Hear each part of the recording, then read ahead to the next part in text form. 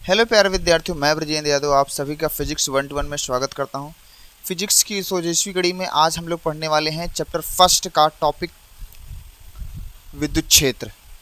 ये जो चैप्टर हमारा चल रहा है वैद्युत आवेश तथा वैद्युत क्षेत्र में, आज का जो टॉपिक है हमारा विद्युत क्षेत्र है। और हम आज समझेंगे कि वैद्युत क्षेत्र क्या है, रियलिटी में वैद्युत क्षेत्र क्या बताता है। ठीक है, तो हम क्या करते हैं, एक आवेश लेते हैं। हमारे पास क्या है, एक आवेश।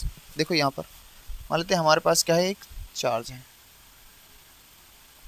क्यों भाई, अगर कोई आवेश है तो उसका कुछ प्रभाव होता है, कुछ उसका विद्युत क्षेत्र होता है।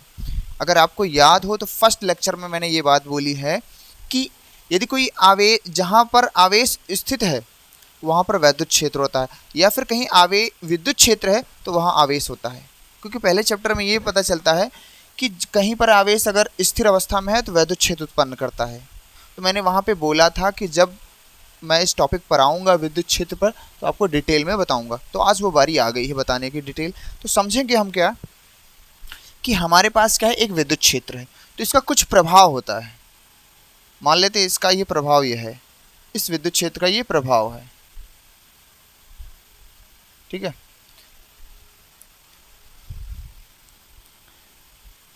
ये कोई आवेश है, इसका कुछ प्रभाव है।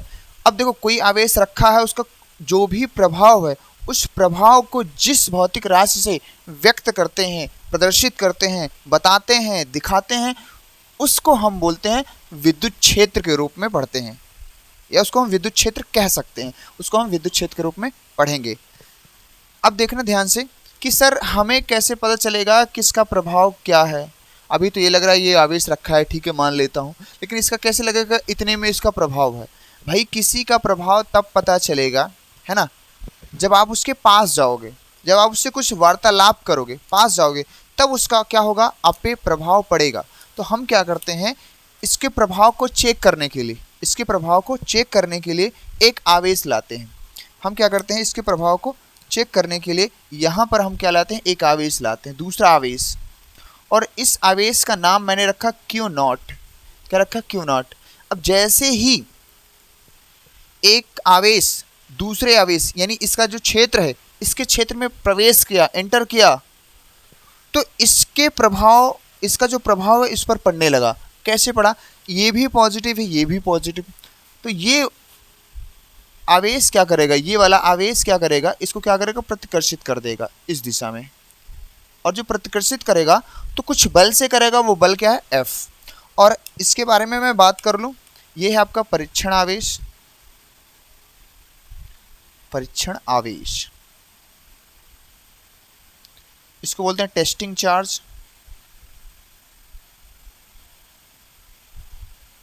क्या बोलते हैं, टेस्टिंग चार्ज। इसको हम परीक्षण के लिए लेते हैं।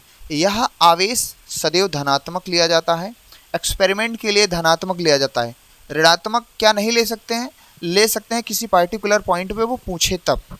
और जनरली वैज्ञानिकों ने क्या किया, किसी का इफेक्ट देखने के लिए, आवेश का प्रभाव देखने के लिए उसके पास क्या ले गए, धन आवेश ले गए। तो उन्होंने सिर्फ मान लिया है कि धन आवेश हम प्रैक्टिकली या एक्सपेरिमेंट के लिए हम धन आवेश का ही उपयोग करेंगे किसी बिंदु के रूप में। क्लियर। तो जैसे ही ये आवेश इसके क्षेत्र में प्रवेश कर रहा था, तो इस आवेश ने, इसका ये प्रभाव था, इसका कुछ वैद्युत क्षेत्र था, तो इसने क्या किया, इस पर बल लगाया, विपरीत दिशा में लगाएगा इसकी भाई, क्योंकि ये बल इस पर लगाएगा, ये इस पर, लेकिन इसका कुछ पहले से क्षेत्र है, तो ये बहुत ही छोटा सा आवेश होता है। अभी मैं बात करता हूँ इस पर। तो इस आवेश ने क्या किया, इसको इधर प्रतिकर्षित कर दिया, तो लगने वाला बल क्या हुआ, उधर। तो ये आवेश क्या हुआ, छोटा आवेश। कैसे, परीक्षण आवेश है, छोटा आवेश का इसलिए कह रहा हूँ परीक्षण आवेश कि इतना कम आवेश है ये, यानी कि इसका जो क्यू नॉट है, ये Q naught tending to zero है, यानी क्यू नॉट का मान जीरो की ओर अग्रसर है, जीरो पर नहीं है, लेकिन इतना कम है कि इसके इफेक्ट, जो भी इसका इफेक्ट है, इसको ये कुछ नहीं कर पाएगा। भाई अगर हम ऐसे समझो कि किसी भी आवेश को मैं टेस्ट करने के लिए ले लिया हूँ, अगर वही हमारे टेस्ट करने के लिए जिसको लिया हूँ वही हमारे एक्सपेरिमेंट को प्रभावित करे, तो फिर एक्सपेरिमेंट करने का क्या मतलब है कि नहीं। तो हमने क्या किया है, बहुत छोटा सा आवेश लिया है ताकि ये आवेश इसके इस इफेक्ट को क्या करे, खराब ना कर पाए, एक्सपेरिमेंट को खराब ना कर पाए। ठीक है, बस आप क्यू नॉट यूज करें, कोई दिक्कत नहीं है ना। अब यहां पर क्या होता है कि विद्युत क्षेत्र क्या है, किसी आवेश के चारों ओर का वह क्षेत्र, किसी आवेश के चारों ओर का वह निश्चित क्षेत्र जिसमें किसी आवेश को लाने पर किसी बल का अनुभव करे, वो बल चाहे आकर्षण होगा चाहे प्रतिकर्षण बल होगा, तो बल का अनुभव करेगा, उससे हम क्या बोलेंगे, विद्युत क्षेत्र। तो हम इस बात को लिख देते हैं, किसी आवेश के चारों ओर का वह निश्चित क्षेत्र, वह निश्चित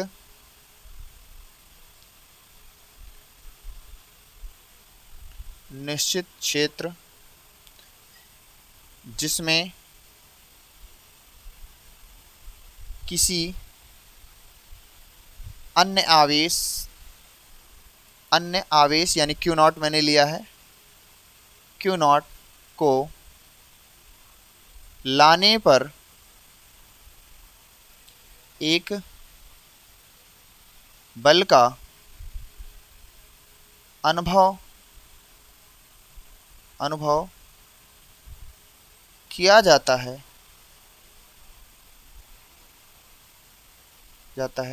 उसे विद्युत क्षेत्र कहते हैं।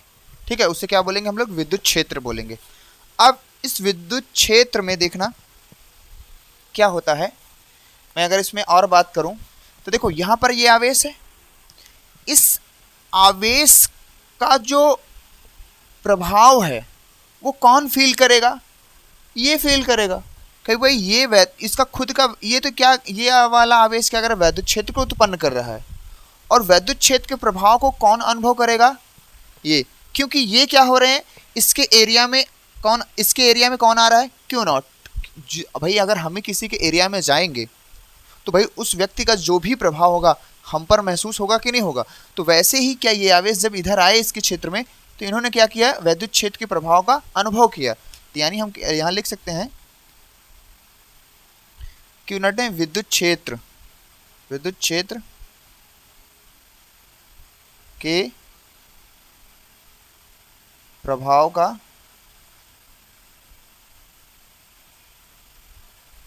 वैद्युत क्षेत्र के प्रभाव का क्या किया, इन्होंने अनुभव किया, किसने, क्यू नॉट ने।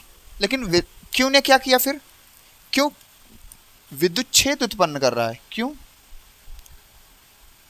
विद्युत क्षेत्र उत्पन्न करता है, ये इसका काम है। इसको स्रोत आवेश के नाम से भी जाना जाता है। ठीक है, अब इन पूरी राशियों को इकट्ठा करके जिस भौतिक राशि में व्यक्त किया जाता है उसको विद्युत क्षेत्र की तीव्रता के रूप में यूज करते हैं। तो हम नेक्स्ट टॉपिक पढ़ेंगे, इंटेंसिटी ऑफ इलेक्ट्रिक फील्ड। इसको हिंदी में बोलते हैं विद्युत क्षेत्र की तीव्रता।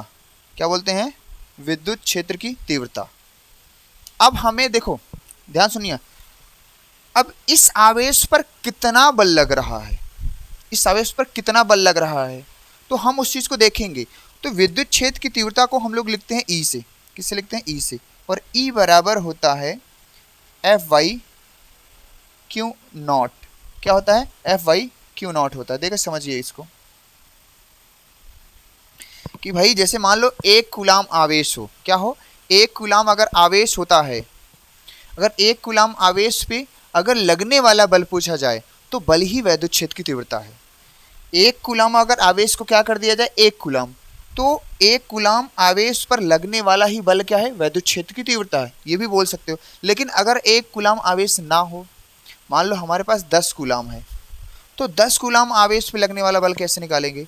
तो भाई हमें सिंपल से करना है, क्या है कि यहाँ पे 10 कूलाम का बल लग रहा है, 10 कूलाम 10 न्यूटन का बल लग रहा है, तो हम क्या करेंगे, 10 कूलाम जो आवेश है 1 कूलम आवेश का निकालना है तो हम क्या करेंगे, बल में आवेश से क्या कर देंगे, भाग लगा देंगे, यानी तो बल और आवेश का जो अनुपात है वो भी वैद्युत क्षेत्र की तीव्रता कहलाएगा।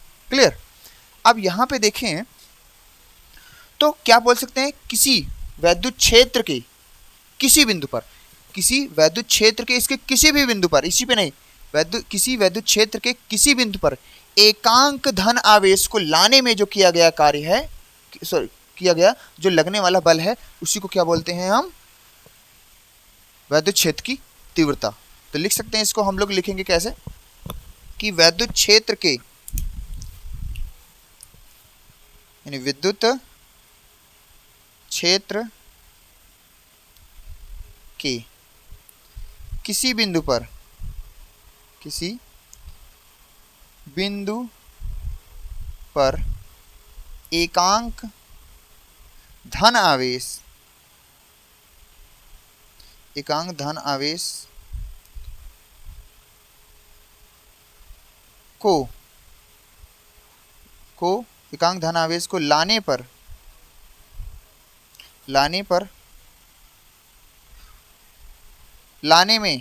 लाने में उस पर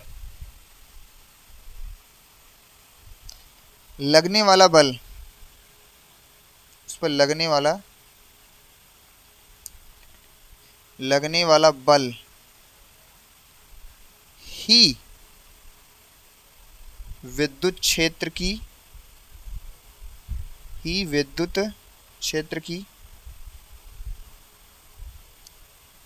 तीव्रता कहलाता है, तीव्रता कहलाता है।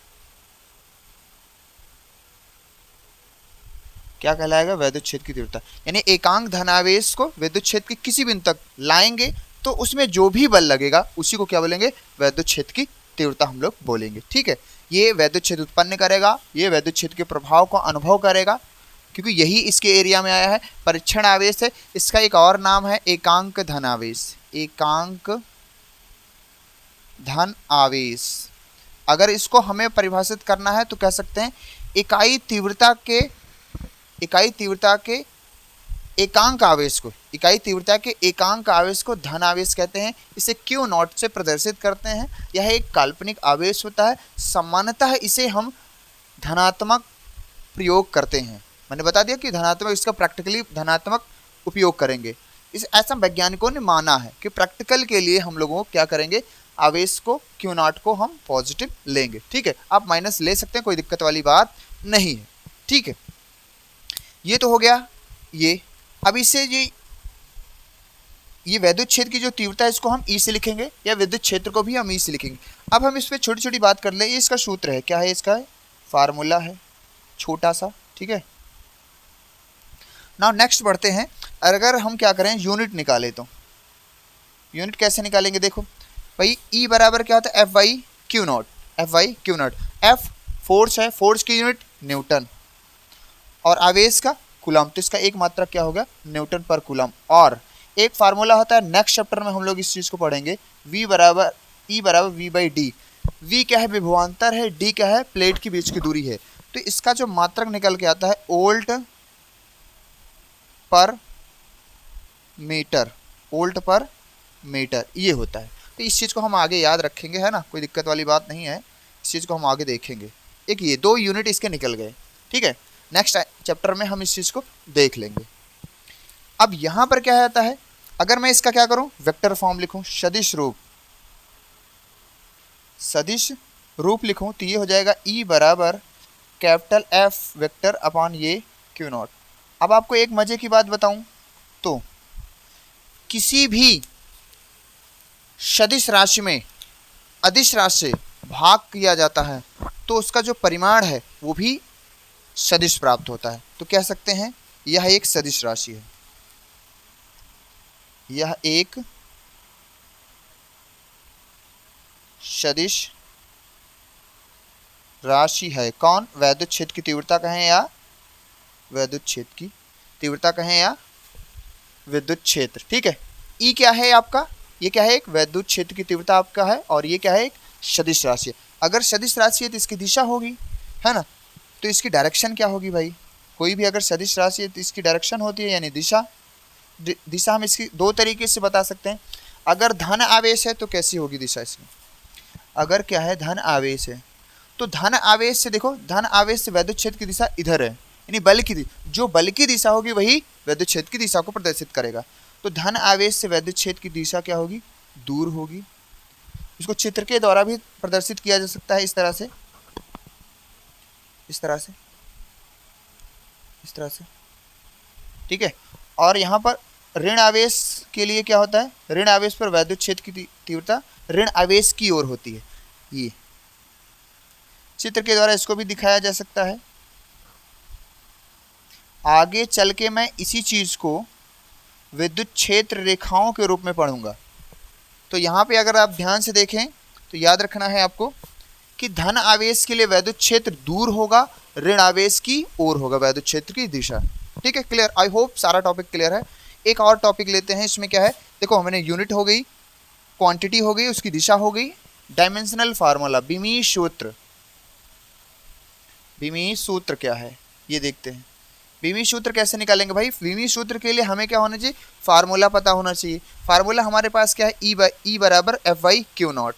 ई बराबर क्या है, फार्मूला क्या है, ई बराबर एफ वाई क्यू नॉट है। तो एफ की बीमा क्या होती है, M L T minus two. आवेश की बीमा हमने बता रखा है ए टी होती है, कितनी होती है, ए टी। अब इसको सबको हम ले जाएंगे ऊपर तो इसकी बीमा निकल के आएगी एम एल, ठीक है, टी का पावर -3 हो जाएगा, ए का पावर -1। ये इसकी क्या हो जाएगी, बीमा। किसकी बीमा हो जाएगी, वैद्युत क्षेत्र की तीव्रता के या वैद्युत क्षेत्र की। ठीक है, ये हो जाएगी इसकी बीमा। तो वैद्युत क्षेत्र की तीव्रता हो गई है ना, का मात्रक हो गया, बीमीश सूत्र हो गया है ना, कौन सी राशि है ये भी पता चल गया, इसकी डेफिनेशन हो गई, इसके सूत्र हो गया। तो अब हमें एक और छोटी सी चीज़ आपसे पूछ ली जाती है कि वैद्युत क्षेत्र की तीव्रता और बल में क्या संबंध है, वन नंबर में, एक नंबर में, सिंपल सा। तो मैं यहाँ पे लिख देता हूँ कि ई व एफ में संबंध,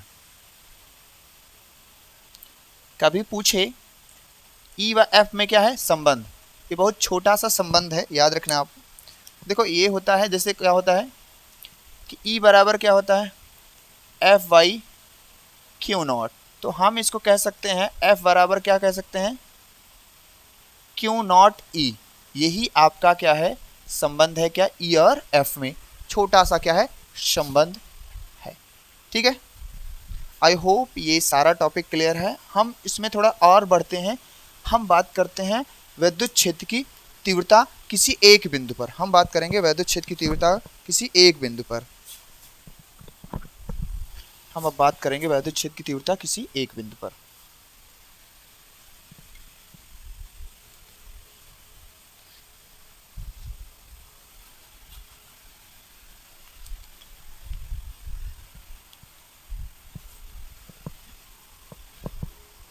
वैद्युत क्षेत्र की तीव्रता हम किसी एक बिंदु पर बात करेंगे। देखेंगे किसी बिंदु पर विद्युत क्षेत्र की तीव्रता कितनी होती है, उस चीज को देखेंगे।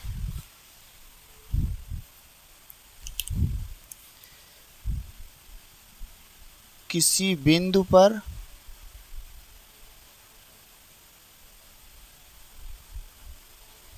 विद्युत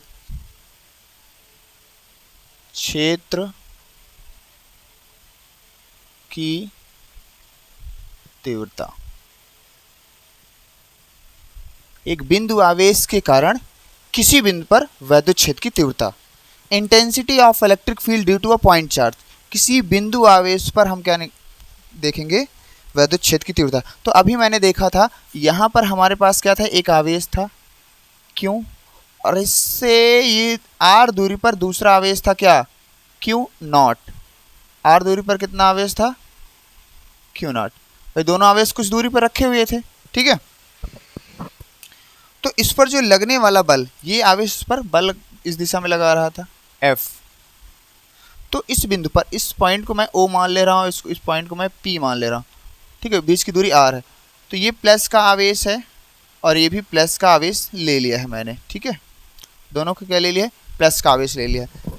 तो इस आवेश ने इस पर क्या लगाया है, बल इस दिशा में, ठीक है। तो भाई P बिंदु पर कितना आवेश यानी वैद्युत क्षेत्र की तीव्रता होगी उस चीज़ को हम निकालेंगे। तो सबसे पहले यहाँ अगर लिखना चाहें तो माना दो आवेश Q व Q नॉट हैं जिनके बीच की दूरी क्या है R है। तो P बिंदु पर लगने वाला बल तो कूलाम का नियम लगेगा भाई, कूलाम्स लॉ हम लगाएंगे by coulombs law. Coulombs law coulomb के नियम से क्या होगा, दो आवेश हैं, कूलाम का नियम क्या होता है Q Q1 Q2 by R square. तो यहाँ पर हो जाएगा F बराबर K Q1 के स्थान पे Q और Q2 के स्थान पे क्या है Q नॉट बाई क्या होता है R स्क्वायर, ये हो जाएगा। अब चूंकि हम जानते हैं कि किसी बिंदु पर, अभी एक बिंदु पर हमने क्या निकाला था विद्युत क्षेत्र की तीव्रता, अब चूंकि E बराबर होता है F बाई Q नॉट, तो F का मान ये वाला भर देते हैं, F का मान ये वाला क्या करेंगे हम भर देंगे। तो यहाँ पर हो जाएगा K Q नॉट बटे R स्क्वायर और बटे क्या हो जाएगा, पूरे का बटे क्या हो जाएगा Q नॉट। तो Q नॉट से Q नॉट कट जाएगा तो हमारे पास जो आंसर आएगा इसका KQ by R square, KQ by R square. K क्या है, वेयर K बराबर हम क्या लिख सकते हैं 1/4πε नॉट, ये हम पिछली क्लास में पढ़ के आए हैं। तो K के स्थान पे 1/4πε को हम यूज कर सकते हैं। इसका मान 9 × 10⁻9 बता रखा है मैंने पिछली क्लासों में, ठीक है। तो यहाँ से अब क्या हुआ कि जब भी हमें किसी एक बिंदु पर विद्युत क्षेत्र की तीव्रता, बिंदु आवेश के कारण किसी एक बिंदु पर विद्युत क्षेत्र की तीव्रता पूछेगा तो हम क्या लगाएंगे E बराबर KQ बाई R स्क्वायर का प्रयोग करेंगे, ध्यान देना। अब यहाँ से देखो और एक चीज़ क्या है कि E इन्वर्सली प्रोपोर्शनल है R स्क्वायर के। इसका क्या मतलब है कि जैसे जैसे आवेशों के बीच की दूरी बढ़ाते जाओगे वैसे वैसे विद्युत क्षेत्र क्या हो जाएगा घटता जाएगा। जैसे मान लो दूरी को 2 गुना कर दिया गया, दूरी को 2 गुना कर देंगे तो इसका वर्ग करेंगे तो कितना हो जाएगा 4। तो दूरी को 2 गुना कर देने पर, दोनों आवेशों के बीच की दूरी को 2 गुना कर देने पर विद्युत क्षेत्र की तीव्रता कितनी हो जाएगी 1/4 रह जाएगी। क्लियर। तो इस तरह से हम लोग देखेंगे। अब इसका मतलब देखो यहाँ पे कि यदि ऐसा मान लिया जाए कि R टेंडिंग टू इनफाइनाइट, यानी दोनों आवेशों के बीच की दूरी को इनफाइनाइट तक जाए, देन E किधर की ओर अग्रसर हो जाएगा फिर 0 की। अगर दोनों आवेशों के बीच की दूरी इनफाइनाइट की ओर बढ़ाते जाएं तो उन दोनों आवेशों के बीच लगने वाला जो वैद्युत क्षेत्र है, वैद्युत क्षेत्र की तीव्रता है, वो क्या होगा 0 की ओर अग्रसर होगा, क्योंकि दूरी बढ़ने से वैद्युत क्षेत्र क्या हो जाएगा कम हो जाएगा। ये बात याद रखेंगे, ठीक है। जैसे जैसे दूरी बढ़ाएंगे वैद्युत क्षेत्र क्या हो जाएगा कम होते चला जाएगा, क्योंकि व्युत्क्रमानुपातिक संबंध है। अब इसका अगर हम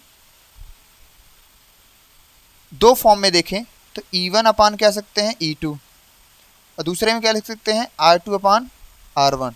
किन्हीं दो वस्तुओं के लिए अगर पूछा जाए तो ऐसा हमने बल में भी देखा था। ये वाला खास इंपॉर्टेंट फार्मूला है, ये आपका इंपॉर्टेंट है भाई, ये वाला क्या है इंपॉर्टेंट है। इस तरह से अब मैं इस फार्मूले का अगर सदिश रूप लिखूं, यहाँ पर सदिश रूप यहीं लिख देता हूं। सदिश रूप में आपको पता है एकांक वेक्टर से क्या कर दिया जाता है गुणा कर देंगे। तो ये KQ by R square into क्या हो जाएगा R कैफ, ये जाएगा इसका क्या सदिश रूप, ठीक है। आई होप यू क्लियर है ना। यहाँ पे लिखने वाली बात है, मैंने बोल दिया क्या लिखना है, बाकी नहीं भी लिखते हो तो कोई दिक्कत नहीं है। अब हम इसमें आगे बात करते हैं, थोड़ा से हम बात करते हैं कि विद्युत क्षेत्र का परिणामी दो विद्युत क्षेत्र का परिणामी, हम बल के लिए दो बलों के लिए परिणामी निकाल चुके हैं पीछे।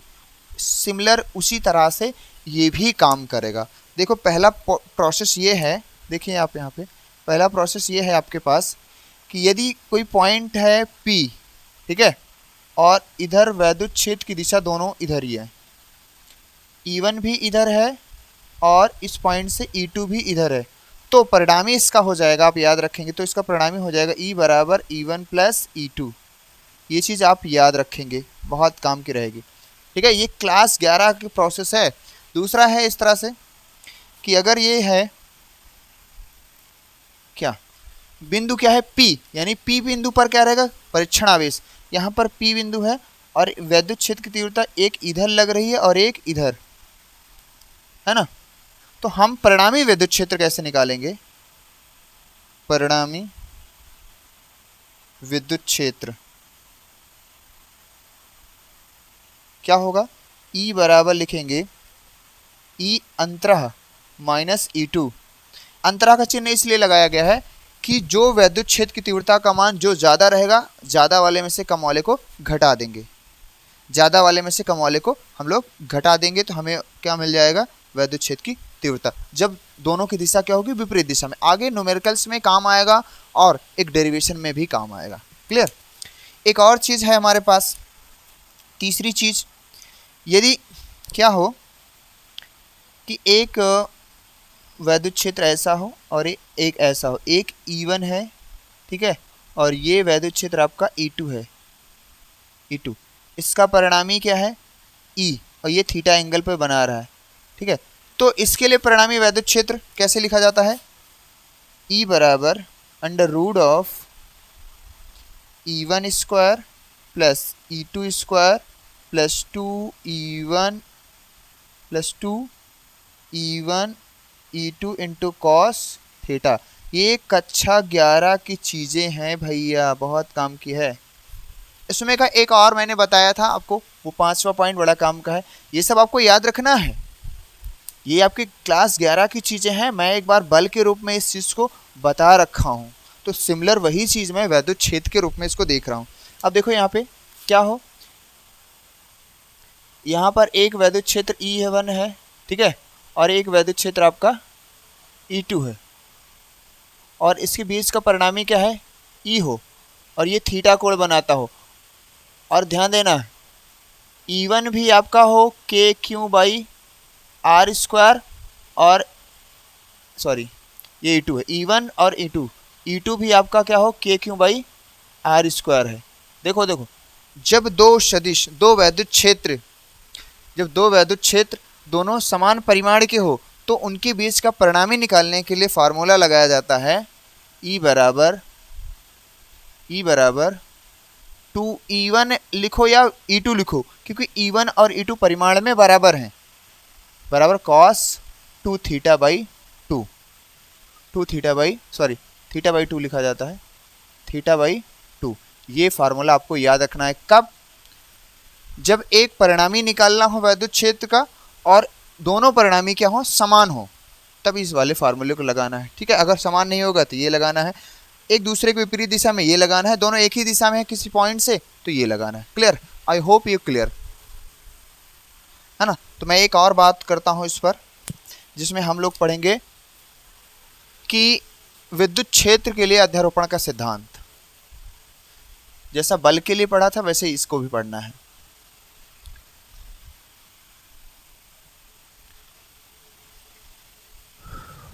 देखो क्या है, इसको बहुत हम लोग एक बार इसको पढ़ चुके हैं, बल के लिए अध्यारोपण का सिद्धांत पढ़ लिए हैं, सिमिलर वैद्युत क्षेत्र के लिए भी अध्यारोपण का सिद्धांत यही होता है। तो हम यहाँ लिखते हैं कि विद्युत क्षेत्र के लिए, या वैद्युत क्षेत्र की तीव्रता, वैद्युत क्षेत्र के लिए अध्यारोपण का सिद्धांत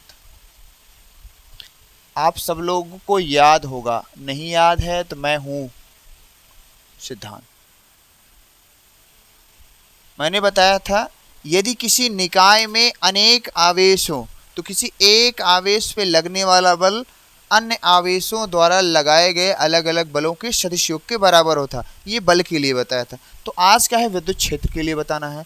तो आज कैसे बोलेंगे, यदि किसी निकाय में अनेक आवेश हों तो किसी एक आवेश पे लगने वाला विद्युत क्षेत्र अन्य आवेशों द्वारा लगाए गए अलग अलग विद्युत क्षेत्र के सदिश योग के क्या होगा, बराबर होगा। ठीक है, तो अगर मान लेते हैं हमारे पास यहाँ पर एक आवेश है, ठीक है, यहाँ पर एक फिक्स आवेश है क्यों बोल दिया है ना, यहाँ पर एक पॉइंट है, पॉइंट चार्ज है, ठीक है, और यहाँ पर एक आवेश है Q1 कह दे रहा हूँ, और यहाँ पर एक आवेश है Q2 कह दे रहा हूँ, यहाँ पर एक आवेश है Q3 कह दे रहा हूँ, और यहाँ पर एक आवेश है मान लेता हूँ,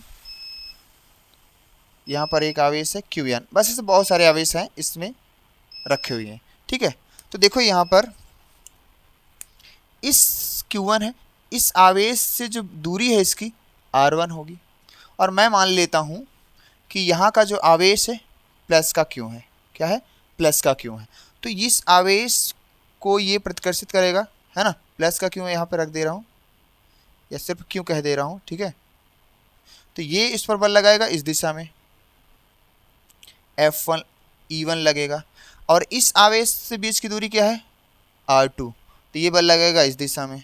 ठीक है, तो ये हो जाएगा E2। अब इस बल के लिए अगर ये के बीच की दूरी क्या है, R3 है, तो ये बल लगाएगा इसको इस दिशा में। ठीक है, तो ये हो जाएगा F नहीं E3। अब इसी तरह से n आवेश है भाई, क्या है, n आवेश है, तो क्या है, n आवेश है, तो n आवेश द्वारा लगने वाला भाई ये दूरी क्या होगी, Rn, तो ये फोर्स लगाएगा इधर, विद्युत क्षेत्र लगाएगा En। तो किसी एक आवेश पे जो लगने वाला बल है, किसी एक आवेश पे लगने वाला विद्युत क्षेत्र अन्य आवेशों द्वारा लगाए गए विद्युत क्षेत्र के योग के क्या होता है, बराबर होता है। इसको हम कहते हैं एक एक आवेश के लिखें तो कुल विद्युत क्षेत्र जो है E बराबर होता है E1 प्लस का E2 प्लस का E3 एंड सो ऑन, क्या है, En, and so on En। यही है आपका क्या, विद्युत क्षेत्र की तीव्रता का अध्यारोपण सिद्धांत। टू द पॉइंट आप सुन लीजिए, इसको आप अपने से लिख सकते हैं, मैं एक बार बता चुका, फिर दूसरी बार बता दे रहा हूँ कि यदि किसी निकाय में अनेक आवेश हों तो किसी एक आवेश पर लगने वाला विद्युत क्षेत्र अन्य आवेशों द्वारा लगाए गए अलग अलग विद्युत क्षेत्र के सदिश योग के बराबर होता है। आपको एक आवेश E1 का मान तो आपको पता है भाई, E1 का मान आपको क्या है, फिक्स आवेश तो पता है, E बराबर क्या हो, KQ/R स्क्वायर हो जाएगा, K1/R स्क्वायर, K2/R स्क्वायर। इस तरह से हम विद्युत क्षेत्र की तीव्रता हर एक पॉइंट पे निकाल सकते हैं, इसमें कोई दिक्कत वाली बात नहीं। इसमें हम ज़्यादा नहीं जाएंगे क्योंकि ये बल से ज़्यादा पूछता है, विद्युत क्षेत्र की दृष्टिकोण से कम ही पूछता है। तो हम इसमें थोड़ा सा आगे बढ़ते हैं, एक सवाल लेते हैं। ठीक है, सवाल से हम के बाद टॉपिक को ख़त्म करेंगे, नेक्स्ट टॉपिक में हम देखेंगे। एक सवाल है हमारे पास, यहाँ पे देखें, क्वेश्चन है कि हमारे पास, देखो एक सवाल मैं ले लेता हूं, ठीक है,